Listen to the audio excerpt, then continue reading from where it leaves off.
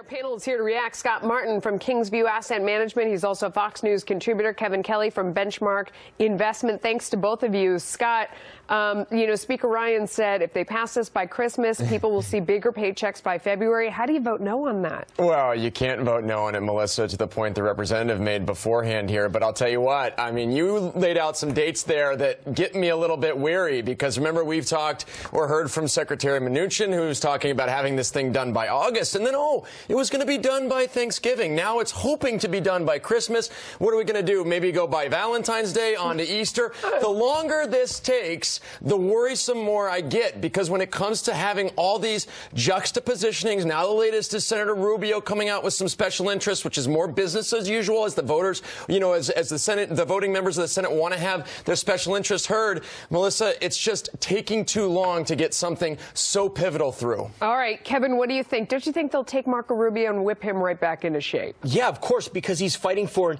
increase in the child tax credit. And this goes back to making the tax code more complicated, more special interest. I disagree with the Congresswoman. She said we need to put families first. No, we need to put Americans first. Everybody. We don't need to segregate, hey, we'll take care of families, and then we'll take care of this group and this group. We just need to get this passed. I'm sorry, it's been all year. And guess what the Republicans are going to lose? Seats next year in the House. And then we're going to have a split bicameral legislature. Thanks a lot. Scott, I mean, don't you think that election this week was a wake-up call? That you've got to get this done right now. You have the most votes you're going to have. They've got to just get it done before Christmas. Yup. And also what happened in Virginia a month ago was a wake-up call, Melissa. And to KK's point, that's Kevin Kelly, by the way, if you're playing at home. Yeah. To his point, this is a problem. I mean, this is leading into a really disastrous midterm election, in my opinion, next November. And so you really got to get your act together here if they want to have some staying power. If the economy booms, then it won't be a bad midterm election. All right, guys, you're sticking around. Don't move. Don't move. They're sticking around for a good reason. They're a good panel. Meanwhile, a media mega merger, Disney agreeing to buy select assets of 21st Century Fox,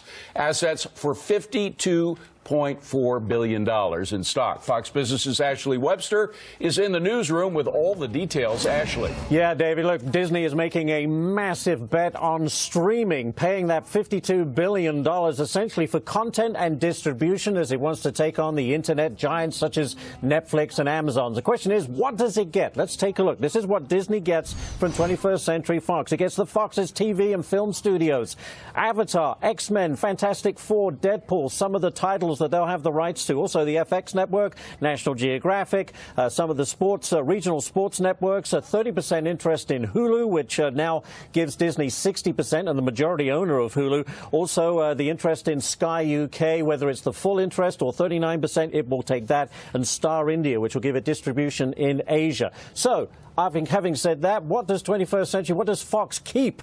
How about this? The Fox Broadcasting Network, the Fox News Channel, us, the Fox Business Network. They also get the Big Ten Network, the Fox Sports 1 and Fox Sports 2. They stay as a spin-off company, as well as the Fox-owned and owned-operated TV stations. So, by the way, the new spin-off company, the new Fox, will focus solely on live news and sports. So, bottom line is, traditional TV taking a backseat to streaming, and Disney is filling its war chest to compete. Now, earlier today, Rupert Murdoch spoke with Maria Bartiromo about the Disney deal, and he says, look, it makes sense as people's viewing habits change. Take a listen.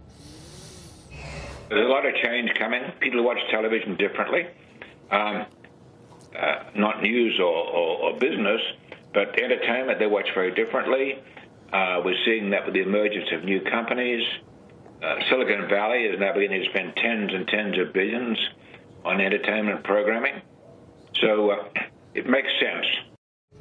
Mr. Murdoch also going on to say, look, this move gets him back to return to a company that's lean and aggressive. That's his roots, he says, and that's what he looks forward to. And we also understand that President Trump spoke with Rupert Murdoch. Apparently, Mr. Trump supports the deal, hoping it will create jobs. David, back to you. It all started with a couple of small newspapers in Australia. It's an amazing transition. Ashley, thank you very much. Scott and Kevin are back. Scott, what do you think? It's not a bad deal, David. I mean, a reaction to me that really proves that pudding is that the stock's stocks today were both up, and a couple percent at that. Now, we own Disney.